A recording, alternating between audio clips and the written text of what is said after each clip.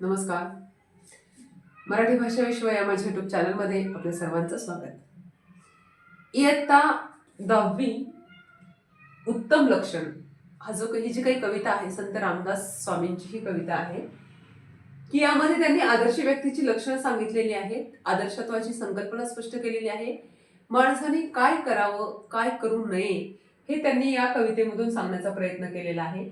मार्गदर्शन तुम्हाला केलेलं आहे. सत्याचा मार्ग कसा धरला पाहिजे, असत्याची कास कशी सोडली पाहिजे आणि आपण उत्तम लक्षण म्हणजे एखाद्या पुरुष असण्याचं उत्तम लक्षण काय आहे, चांगलं लक्षण काय आहे, गुण काय आहेत हे त्यांनी या कवितेतून सांगण्याचा प्रयत्न केलेला आहे. आपण कविता बघूया.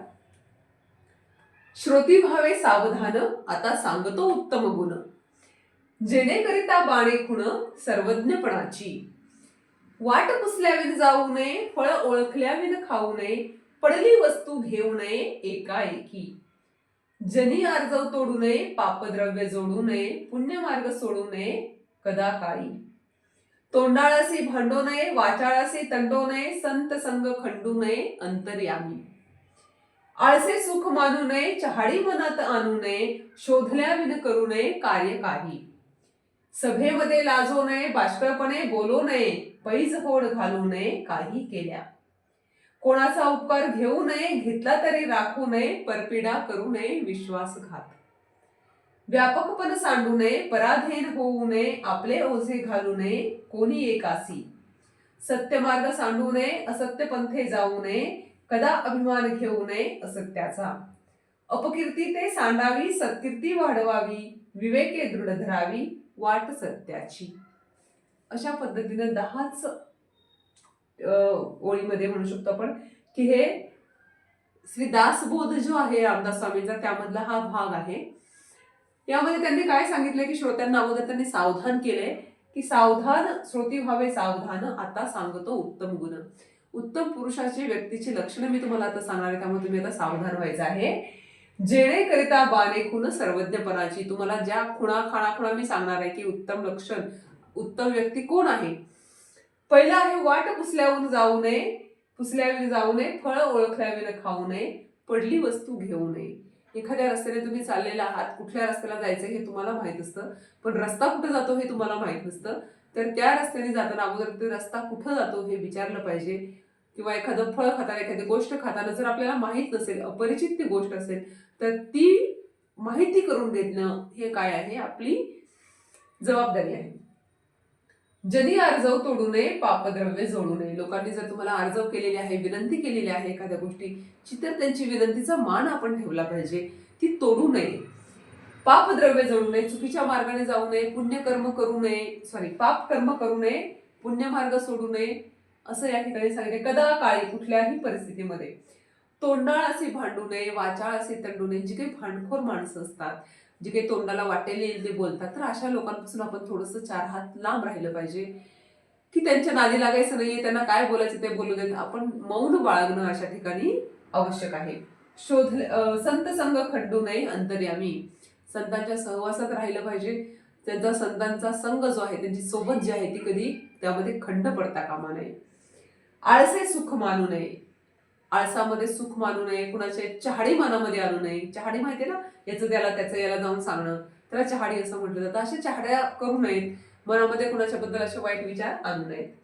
पैज शोधल्या विना करू नये कार्य काही. कुठलीही कार्य करायचं असेल तर त्याचा अगोदर शोध घेतला पाहिजे आणि ते कार्य पुढे नेण्यासाठी बाकीचे सगळे प्रयत्न करण्या अगोदर आपण शोध घेणं त्या कार्याचा हे जास्त महत्वाचं असतं. सभेमध्ये लाजू नये. सभेमध्ये बोलताना कुठल्याही पद्धतीची लाज वाटली नाही पाहिजे. धाडस तुमच्या अंगी असलं पाहिजे की सभेमध्ये तुम्हाला बोलता आलं पाहिजे. पण त्याचबरोबर बाष्कळपणे पण बोलू नये. बाष्कळ म्हणजे फुकटची बडबड. फुकटची बडबड करण्यात काहीच अर्थ नाहीये. जे महत्वाचं आहे, मुद्द्याचं आहे तेवढंच तुम्ही बोललं पाहिजे. पैज होड घालू नये. कुणाशी पैज नाही, चल कितीची पैज लावतो असं आपण म्हणतो ना, हे पैजा होडा लावायच्या नाहीयेत. कोणाचा उपकार घेऊ नये आणि जरी घेतला तरी तो ठेवून घेऊ नये. त्या उपकाराची लगेच परतफेड करणं आवश्यक आहे. परपीडा करू नये विश्वासघात. एखाद्याने आपल्यावरती विश्वास ठेवलेला आहे, त्याचा विश्वासघात करू नये की ज्या विश्वासघाताने त्याला त्रास होणार आहे. परपीडा, पीडा म्हणजे दुःख, त्रास. तर अशा पद्धतीचा एखाद्याचा विश्वासघात करून आपण त्याला त्रास देऊ नये. व्यापकपण सांडू नये, पराधीन होऊ नये, आपले ओझे घालू नये कोणी एकासी. म्हणजे यामध्ये थोडक्यात त्यांनी सांगितलं की स्वावलंबी झालं पाहिजे, आपलं ओझं कुणावरती आपण बनून राहायचं नाही, आपली कामं आपल्याला करता आली पाहिजे. कुणीतरी येईल आणि मग आपलं काम करेल यासाठी आपण वाट बघायची नाहीये कोणाचीही. सत्य मार्ग सांडू नये, असत्य पंथे जाऊ नये, कदा अभिमान घेऊ नये असत्याचा. सत्य मार्गाने कायम जायचं आहे, असत्याचा मार्ग धरायचा नाहीये. कायम सत्याची बाजू घ्यायची आहे, कारण कितीही असत्य मोठं असलं तरी सुद्धा सत्याचा कायम विजय होत असतो. अपकीर्ती ते सांडावी, सत्कीर्ती वाढवावी, विवेके दृढ धरावी वाट सत्याची. अपकीर्ती ते सांडावी म्हणजे अपकीर्ती जी आहे ती सांडून द्यायची आहे, सोडून द्यायचा आहे तो अपकीर्तीचा मार्ग. आणि सत्कीर्ती, चांगल्या कीर्तीचा मार्ग, ज्या पद्धतीने आपली चांगली कीर्ती होणार आहे, आपलं नाव होणार आहे, अशा पद्धतीच्या मार्गावर आपण चालायचं आहे. आणि आपल्या मनामध्ये काय असलं पाहिजे? विवेक असला पाहिजे. विवेके दृढ धरावी वाट सत्याची. दृढ निश्चय हा मनामध्ये असला पाहिजे की आपण कायम सत्याच्या मार्गावरती जाणार आहोत आणि चालणार आहोत. अशा पद्धतीने ह्या छोट्या छोट्या गोष्टी आहेत की असत्य बोलू नये, चुकीचं वागू नये, पाप कर्म करू नये, कुणाचा विश्वासघात करू नये, कुणाशी खोटं बोलू नये, चोरी करू नये, कुणाशी वाद घालू नये, कुणाच्याबद्दल मनामध्ये अढी ठेवू नये, असूया ठेवू नये, चहाडी करू नये. हे छोट्या छोट्या गोष्टी आहेत की ज्यामधून आपण आपल्या स्वतःला एक उत्तम लक्षण, लोकांसमोर उत्तम व्यक्ती म्हणून आपण सादर करू शकतो. आणि हे अगदी छोट्याशा आणि सोप्या भाषेमध्ये या ठिकाणी संत रामदास स्वामींनी सांगितलेलं आहे. या कवितेचा जो काही स्वाध्याय आहे तो स्वाध्याय बघण्यासाठी माझ्या पुढच्या व्हिडिओ नक्की बघा. नमस्कार.